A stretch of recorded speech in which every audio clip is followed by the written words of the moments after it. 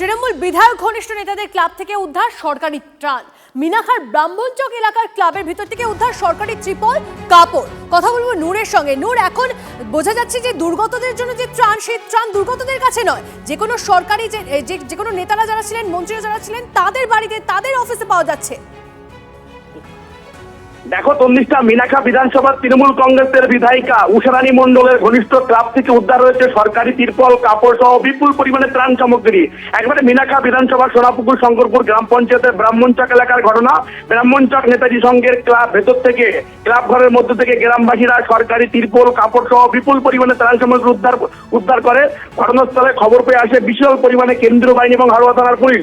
তারপর কিন্তু ওই যে সরকারি ত্রাণ সামগ্রী, একবারে তিরপল, কাপড় সহ বিভিন্ন জিনিসপত্র উদ্ধার করে হারোয়া থানার পুলিশ।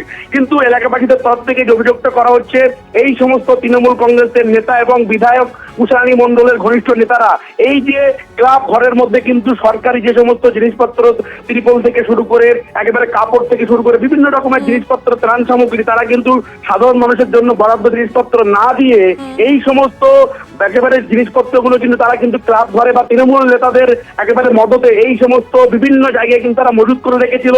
পরবর্তী কিন্তু এই ঘটনায় কিন্তু সাধারণ মানুষের মধ্যে তীব্র ক্ষোভ সৃষ্টি হয়, ঘটনাস্থলে কিন্তু এসে পৌঁছায়।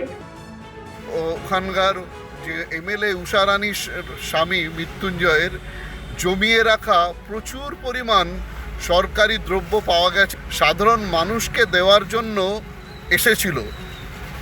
তো এটা কোনো নতুন ঘটনা নয়, এটা পশ্চিমবঙ্গের সর্বত্র হচ্ছে। যেমন সরকারি প্রকল্পের টাকা কাটমানি হিসাবে এরা চুরি করছে, ঠিক তেমনিভাবে সরকারি বিভিন্ন বস্তু যেগুলো মানুষের পরিষেবার জন্য এসছে সেগুলো লুট করেছে।